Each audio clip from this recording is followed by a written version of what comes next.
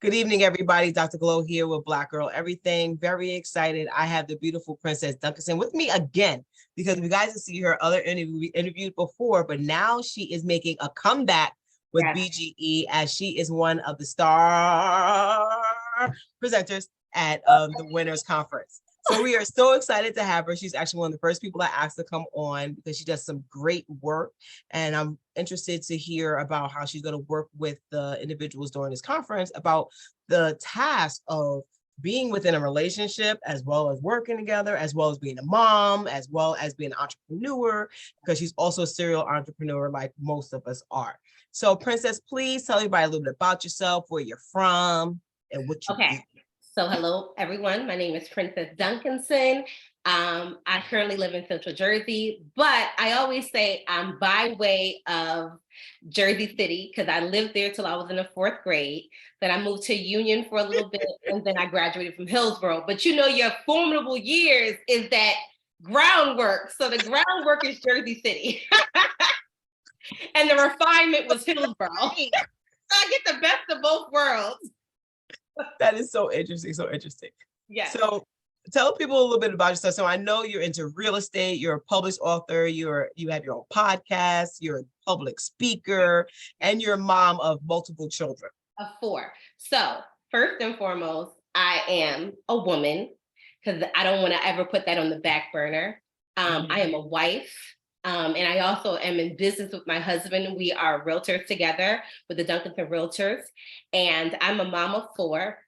And my kids range from what? The oldest is 13, the youngest is 5, with my youngest actually being our surprise baby, but he's also special needs. He is high functioning, autistic, and developmentally delayed, but he has never, nor have we ever, put limitations on him. We've always pushed him to be the best. I'm a published author, published my book, Still Standing. And that was, I believe, back in 2021. Forgive me, 8 o'clock brain. But that book, so I started writing poetry from a child. Actually, a nugget, I remember that my dad, God rest his soul, he passed away when I was 16. He used to send me poetry all the time. So poetry has been always very therapeutic for me. So I wrote a poetry book, and it has affirmations. It has some information about me, things that people, you know, when they see you, they don't know what you've been through. So they just see the finished product, still a work in progress. But yes, that is what, that is what I've done. That is what I'm doing. I love to motivational speak. I love women. I'm also the events director for the Women Council of Realtors. And it's just about empowering women to be in leadership roles. So I have a lot on my plate. I'm probably forgetting something, but if I do, and if I forget someone, forgive me. But yes, that is Princess Duncanson. That is definitely dope. So everybody knows that the Dr. Glow brand, I live a full life with everything that I do. So being that you're pretty similar with doing multiple things and everything else. So talk to us a little bit how you're able to manage, and we give them as a teaser, how you're managing life and business as an entrepreneur. So managing life, the first and foremost thing that I do is that my marriage is my foundation, obviously. So I ensure that we spend time together separate from the business. And then on top of that, my husband really is my balance. He's with the yin to the yang. So me, I'm like fun loving, happy, energetic, ready to go. I forget everything. And Carlos is the put it in the calendar, reminding me, keeping me structured, making sure things are good. So we really balance each other really well. And then on top of that, our children are amazing kids. They're extremely independent. So we collectively work together as a family to help out, to make sure. And then on top of that, our support system, both of our moms, my mother-in-law, my mom, they support me tremendously whenever I need anything, my sister-in-law. So I have a lot of good support when I need to go out there and be the author, the motivational speaker, the realtor, things of that nature. I have support. Yeah, that's amazing because support matters because, I did this workshop for a few weeks with Momentum. And one of the biggest part for me was learning to ask for support. And it's a hard thing because I have a hard time giving up control. but I'm Yes. also a dreamer, right? I see things so big, but I want to control my dreams and control the dreams of everybody else. My issue. But no, our issue, but I get it. right, because like, no, don't dream that way. Because you need to go this way, right? So it's really interesting that you say that. But with support, how do you find that support has been important for you to actually, for you guys to work together and to grow your business? So I'll say this. Number one, we support each other. My husband is my biggest supporter. He's my biggest how do you say, he you know how you look for people to invest in? He's my biggest investor. Yeah. Everything that I've ever wanted to do, my husband's always said, you want to write a book, write a book. Let's publish it. Let's put it out there. You want to make shirts, you want to do whatever. He's always supported me. I honestly feel like, and I know this is just being transparent as a wife, a mom, and a woman, he's probably supported me more than I've supported myself. Word. He has supported me more than I've supported myself. He's probably believed in me more than I believed in myself, because I'm a low-key perfectionist. I want things to always be the right everything. And I'm learning that, you know what, just show up as who you are. And people Definitely. will love you and accept you for who you are. And if you make a mistake, it's okay. So, and then the support factor is just, whatever I'm doing, my mom is like on Facebook. She's so cute. My mom's what, 78? I don't know if I'm lying, but she's like, I'm so proud of you. Keep going. And my mother-in-law is like, good job. She's from Panama. So she's like always giving me praises. So my support system. Then I have friends that genuinely support me, that share my stuff, that's always saying my names in places that I'm not even aware that they're doing it. And so the support is really real, but the foundation that I have is with my husband. He is my foundation. And obviously our foundation is God. Like, that is the foundation. And then we just build up from there. Yeah, I think that's amazing. And I think what you're really attesting to is the power of a strong partnership. I talk about it all the time for my transition from my, because I'm divorced, my previous marriage to my current marriage being like everything I've ever wanted in the world. And all the things that I've accomplished in this last decade has been like on fire, right? Yes. And it's just like when you have the right partner who's with you and supporting you and nurturing your dreams, you can accomplish anything. Absolutely. And also too, Dr. Pope, let's not leave you out, because when I reached out to you, you were like, done and done. And that was that was God's testament, right? To be like, listen, there's things that people see in you that you're having a hard time even seeing in yourself. And and I want to just kind of like give you your flowers now. You are really a genuine person. You want to empower people. You want people to be their best version of themselves. And for me to be able to come back and have a genuine conversation with you, and you're like, let's do it, let's go, I appreciate you. Oh, thank you. I need people to know that about you. You're a genuine person. I am. I'm just out here telling people how to live their dreams. Listen, Dr. Pope, I'm about to join you on the book tour. Where we going next? Okay. I'll actually be in Delaware on Saturday. Okay, I got it. I'll be in Pennsylvania at my daughter's game. She has a game. I just found out. Like, I had plans, and I'm trying to get back to another event that my girlfriend is doing. And I'm very proud of her. So I'm trying to like manage all of that.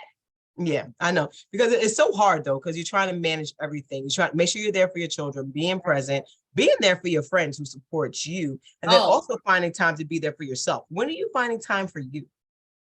Huh? My husband forces me to, so probably like I'll wake up, so I may fall asleep early, and I'll wake up like at 3:00 in the morning, and I'll just be up watching TV, maybe reading my Bible, reading a book or something like that. I like to take bubble baths, but even still, so my youngest, he'll come in and he's banging on the door. So he'll be like, Mommy, you take a bath? I'm like, yeah, can I have a little minute to myself? So I take my time when I go get my hair done. You know how we are in the salon. We are not in and out, especially all of this. So I'm in there, and my hairstylist is amazing. She's a great person. So, we have good conversations and things of that nature. But my husband has said, he was like, you need to take time for you. Like, you need to go on a walk, listen to your music. But the time that I've been taking lately is my prayer time and my Bible time. So just recently, I just started something called Still Standing and Prayed Up. And I took the affirmations from my book And then I went into the Bible and did research, because what I realized is that a lot of women are struggling, not just me. A lot of women are dealing with imposter syndrome. A lot of women are dealing with trauma from their childhood, and they're still functioning, they're still moving, but they still need to be healed. They still need a sisterhood. So that's why I started Still Standing and Prayed Up. Every other Wednesday we get on, we pray. I have different women come on and pray and just empower us to do more. But that is really kind of like my me time, my prayer time, my Bible time, my book time, my bubble bath time. That is me just, getting back to me and refueling myself. Because all day long as a woman, what do? I'm just giving out. All day long, I am just giving out. And I really do try to be involved with all of my children, like focused on, like, if they just want to talk to me, if they want to hug, if they want to kiss, if they want to just whatever, I just try to give them as much love as possible. Same with my husband. And so sometimes I do feel like, whoo, I need a minute, but I appreciate the fact that he encourages me. Go take a walk, go walk on a treadmill, go read a book, go watch a show that does nothing for you mentally. Just go have a good time. Yeah, that no brainer moments. Like, because pretty much after this, I'm gonna take a shower, conk out, and watch some Gordon Ramsay. Next Level Chefs. I think. Wait, what am I watching now? So I'm on Peacock right now watching Queen's Court, and that's good. Yeah, I mean, I wanted to see if Tamar, Evelyn, and Nivea. So I'm watching that. That's a mindless show. My other show that I love to watch is Sisters on BET. And I mainly watched that show because of DeVal. I started following him before he became, like, I was watching all his shows and all his YouTubes and his stuff like that. So I watched that show. But other than that, like, I really don't have time for TV. If I do catch it, it's because I'm up late. I'll catch a show. I'll wake up and catch it now. Yeah, no, I totally get it. So I like those moments too, where I could just kind of just relax my brain and just like watch people cook food, or watch a comedy or something funny, like a movie that I watch over and over again. It's like something like The Goonies, like something that brings me back to my childhood. Martin. Do you watch Martin? Martin, I like to watch Martin. It's always a good laugh. My favorite episode is when his CD player got stolen and he had the fake dog and he was going to woo, and he was playing like the Nino Brown, New Jack City. I could watch that all the time. I like to watch Martin too. The old shows always get to me. Yeah, but because the point is, it's just by going back to those moments and laughing, right?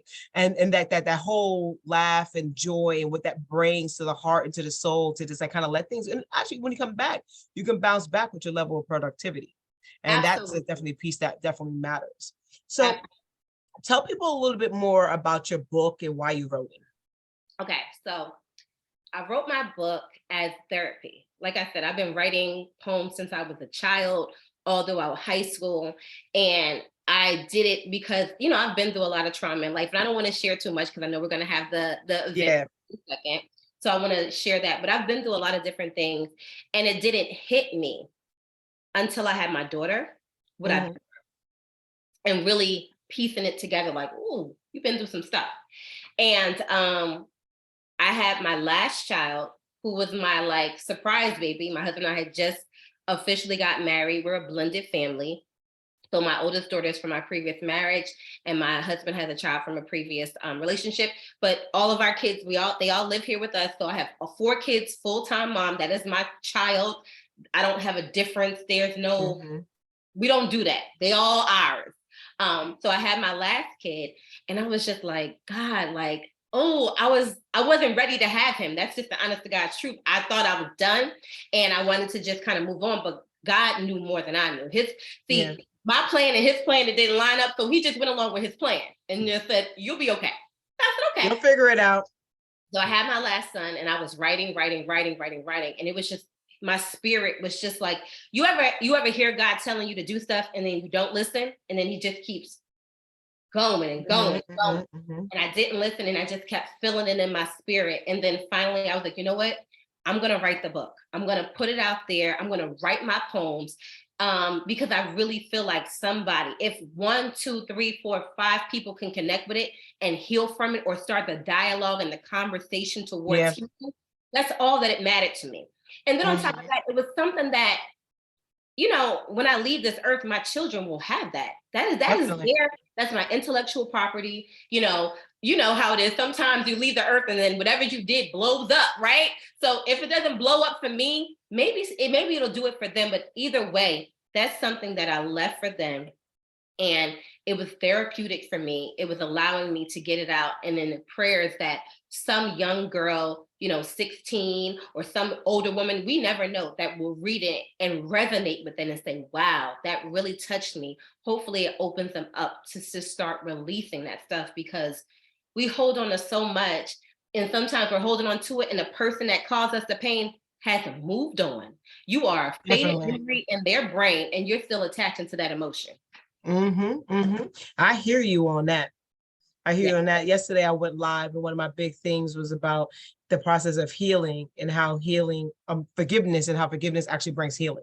Yes. Right. And I was talking about that because sometimes we have to know when it's time for us just to forgive people, not for them, just so we could actually heal. So right? Sometimes we hold on to stuff. My mom has been a big proponent that healing is not for them, it's for you. And I used to always be like, why are you not mad with me? Be mad with me. Word. To get my liquor back. Rah, rah, rah. And it just hit me as I got older, because, there's a huge difference between me and my mom. My mom had me at 43. I'm 37. So what is that? Yeah. It's a lot of years difference. She's 79. My mom will be 79 this year. So there's a huge difference between us. And culturally, not culturally speaking, century speaking, my mom was born in 1944. I was born in 1986. My mom was raised in Townsville, North Carolina.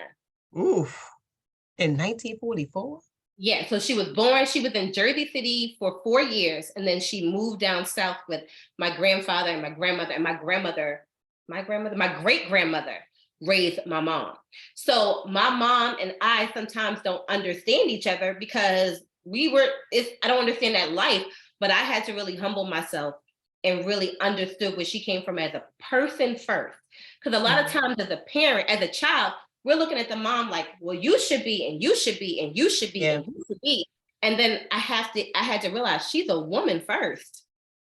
She was somebody's child, somebody's daughter first. She has her own things, and she gave me the best life she could give me. So the first thing I had to really do in order to get healing was forgive my mom and my father for things I may not have understood. And realize that, guess what? Hey girl, your mom, you got kids, they're going to have a story one day, and it may not be what you think it's going to be. And you have to ask for their grace and mercy with forgiveness towards you as well. No, I totally hear that. So with that last statement there, I'm going to end this because this is supposed to be a teaser. You had me out here 5 hours.